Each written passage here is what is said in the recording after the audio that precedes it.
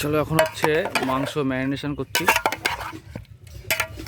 এই যে চিকেন মশলা ফসলা দেওয়া হয়ে গেছে, একটু হলুদ দেবো হালকা করে।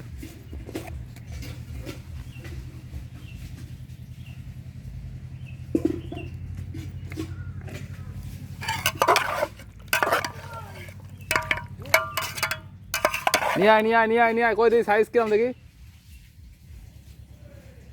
ও বাচ্চা ছেড়ে দে ভাই, বাচ্চা ছেড়ে দে।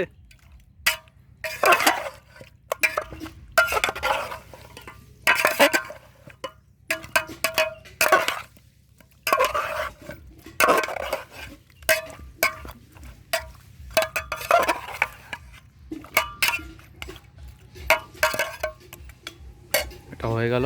এখানে মশলা আছে আর এখানে সমস্ত রকম মশলা আছে। এটা আলু আছে